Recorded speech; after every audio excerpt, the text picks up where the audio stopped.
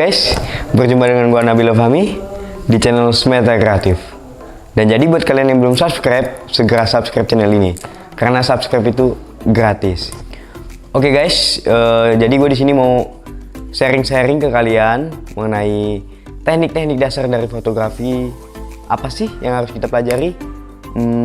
Atau nih buat teman-teman yang barusan banget terjun di dunia fotografi, atau bisa juga buat teman-teman semua yang barusan beli kamera dan bingung apa yang harus kita lakukan di kamera kita ini. Nah, di sini gue akan jelasin ke kalian dasar-dasar dari fotografi.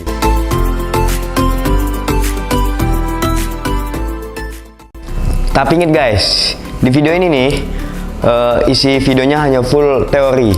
Jadi dan menurut gue pribadi nih guys, teori itu sekitar hanya 20% saja lah. 80%-nya itu kita harus eksplor sendiri, kita harus coba motret, kita coba prakteknya sendiri.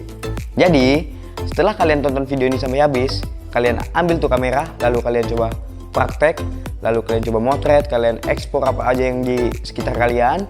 Dan ingat, jangan takut gagal, karena kita akan bisa seiring waktu. Oke guys, jadi kita akan belajar teknik-teknik dasar fotografi. Ada 3 teknik dasar fotografi.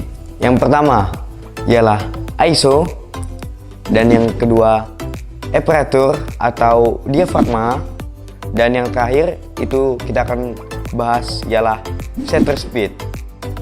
Sekarang mulai, ambil kamera kalian, lalu kita melihat ISO. Pasti ada di kamera kalian yang bertuliskan ISO. Tulisannya ialah ISO. Dan guys, perlu kalian ketahui, ISO ini adalah sensor dari kamera kalian yang berfungsi untuk menangkap cahaya atau sensitivitas cahaya. Anyway, ISO pada kamera rata-rata mulai dari 100, 200, naik lagi ke 400, naik lagi ke 800, bahkan hingga seterusnya. Misalkan seperti 3200 atau 6400. Dan bahkan nih guys, ada beberapa kamera yang ISO-nya bisa lebih tinggi lagi dari 6400. Nah guys, jadi ISO ini terjadi di dalam kamera kita. Bila kalian perhatikan, mulai dari ISO dengan angka yang paling kecil hingga ISO dengan angka yang paling besar, itu sangat berpengaruh pada cahaya di tempat kalian motret. Misalkan nih, kalian memotret dengan ISO yang cukup kecil, misalkan 100, maka kemampuan sensor cahaya kalian akan mendapatkan lebih sedikit cahaya, atau gambar yang kalian hasilkan akan lebih redup.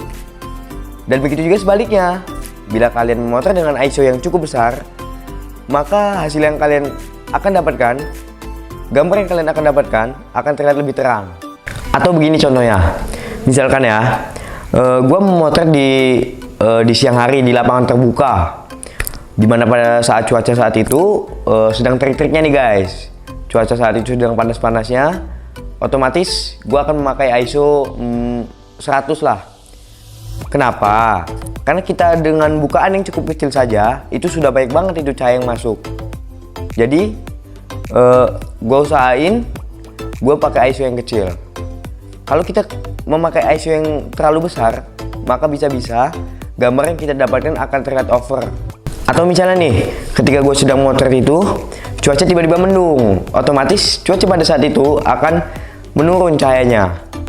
Mungkin gua akan menaikkan ISO menjadi 200 atau 400. Atau kita masuk ke dalam rumah, dimana pada saat itu dalam rumah itu kondisi cahayanya sangat gelap. Gua akan menaikkan ISO-nya lagi menjadi 800. Atau bisa lebih gelap lagi, akan gua naikkan ke 1600 mungkin.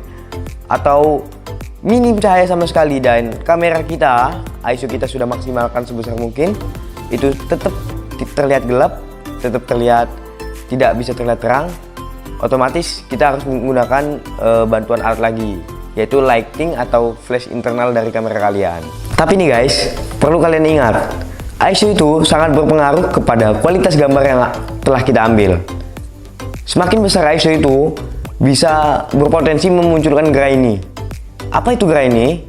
Grainy itu kayak bintik-bintik merah gitu pada gambar, kayak noise gitu. Jadi guys, gunakan ISO semini mungkin agar kualitas gambar yang kalian ambil lebih terlihat clear dan terlihat halus, hingga tidak memunculkan efek grainy atau bintik-bintik merah pada gambar. Oke guys, next basic dasar yang harus kalian pahami ialah eperatur atau diafragma. Sebelumnya, perlu kalian ketahui, eperatur atau diafragma adalah sensor dari kamera kalian yang berfungsi untuk membuka tutup dan memasukkan cahaya. Jadi itu adalah kemampuan bukaan lensa kita. Jadi bisa kalian lihat, bila kita putar diafragma atau eperatur itu, maka lensa dari kamera kita itu akan membesar dan mengecil. Dan biasanya bisa kalian lihat guys, satuannya di kamera kita itu adalah f. Bila kita putar diafragma atau eperatur itu, maka akan terjadi membesar dan mengecil di dalam lensa kita. Dan biasanya semakin besar bukaan lensa kita, maka cahaya yang masuk akan semakin banyak. Dan biasanya angka akan semakin mengecil. Dan begitu juga sebaliknya, semakin kecil bukaan lensanya, maka cahaya yang masuk akan semakin sedikit. Begitu juga angkanya akan semakin membesar. Dan biasanya angka diafragma yang besar seperti 2/8 atau lebih besar lagi seperti 1/4. Nah, maka cahaya yang akan masuk akan semakin lebih banyak.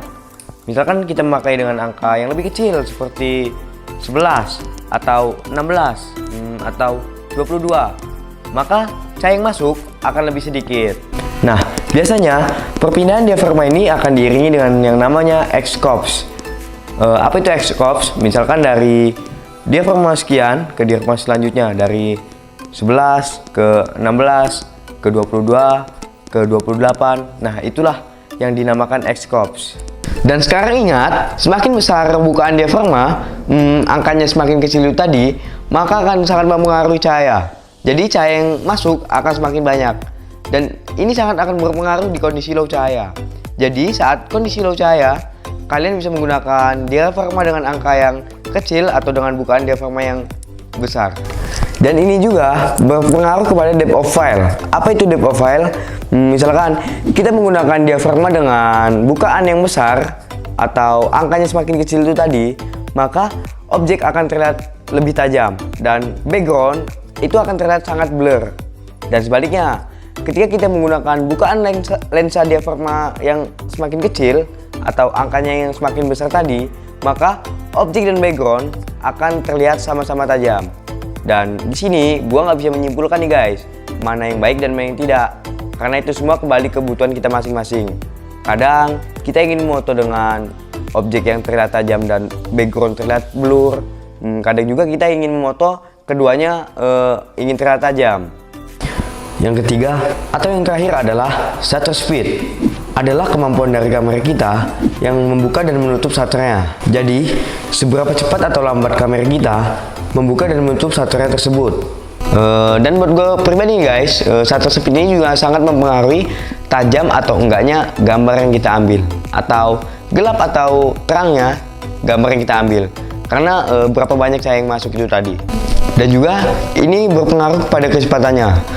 Biasanya kita di kamera kita itu satuannya 1/per sekian, 1/100 atau per berapa gitu.